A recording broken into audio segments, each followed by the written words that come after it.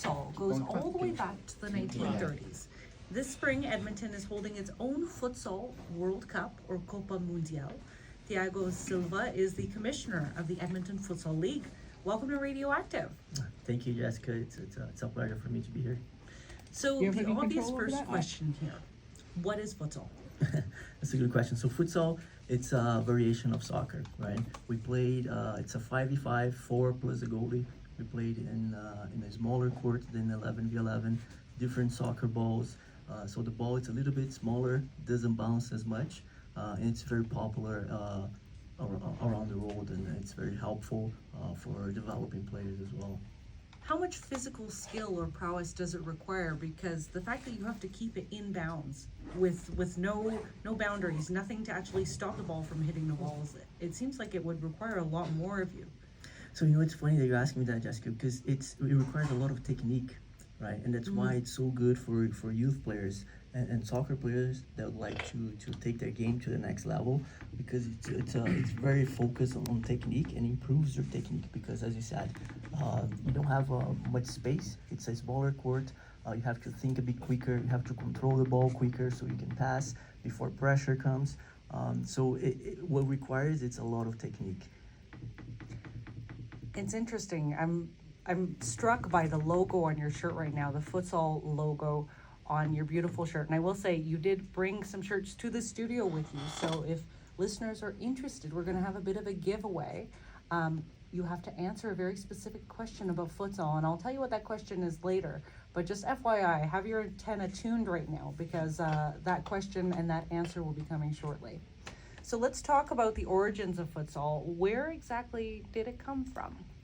Futsal came from Uruguay, South America. Back in the days, futsal was played in a basketball court. So for those of you guys that never played futsal before, futsal, it's, again, like I said, it's a smaller court. You can play in a gymnasium. It's very, very suitable for Alberta weather, right? Because you can play indoor, any kind of gymnasium. And then after Uruguay and in Brazil, they started playing futsal a lot, and that's how the game became very popular all over the world. How did you get into the sport? So I'm born and raised in Brazil, moved to Canada 14 years ago, came here to Canada to play soccer, and in Brazil everyone plays futsal.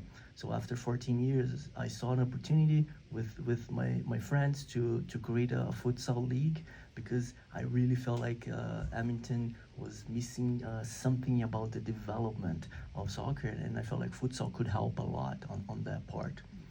And this is the first year of the league at the adult level. What do you love about this sport?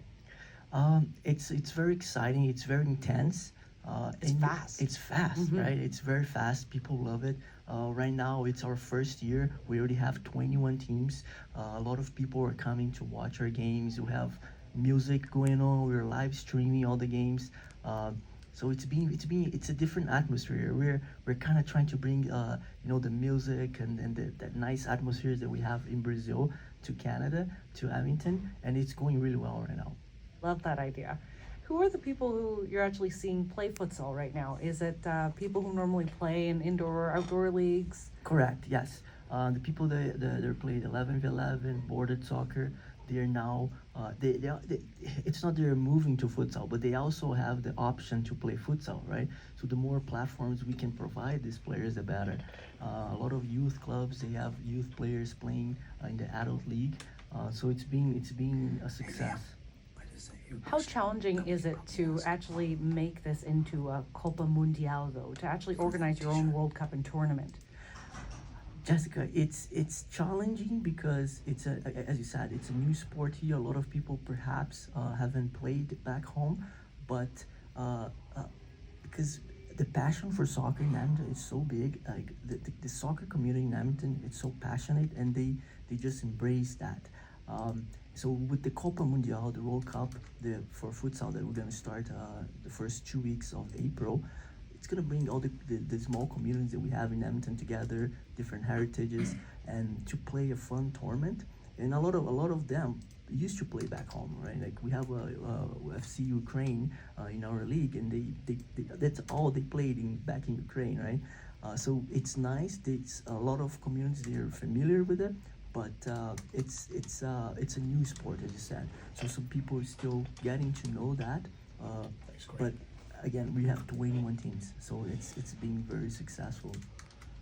How much of your own work is just explaining to people what this is and the education side of it? It's so important, right? Like the education side, especially for coaches, parents. I feel like we're with this new futsal league, we're kind of like taking a lot of people out of their comfort zone because it is a new thing for them, right? But educating them and showing, because all the top players in the world, they play futsal. Messi, Cristiano Ronaldo, Neymar, they all play futsal. Ronaldinho, Brazilian Ronaldo, they all grew up playing futsal. And it could be a coincidence, but they are like the top players in the world, and they just play futsal when they were young. So educating and then showing the benefits of the game of futsal, it's definitely our priority right now, because as you said, a lot of people doesn't know anything about futsal. And now, just in terms of and actually understanding the sport and having this tournament, the tournament's going to be a month long. How exactly is that going to work? So the tournament will start April 10th, and it's going to be around 2 to 3 weeks. Okay, the games are going to be on the weekends.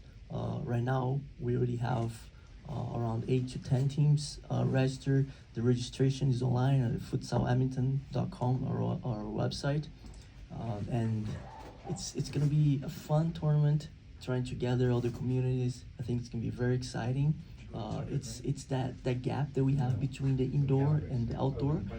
So I think everyone will be available and excited to play before they head into the outdoors. So it's gonna be challenging, as you said, but it's very exciting. It's very fulfilling for us. That's what I wanted to ask you about, just seeing the sport grow in the city. What does it mean for you?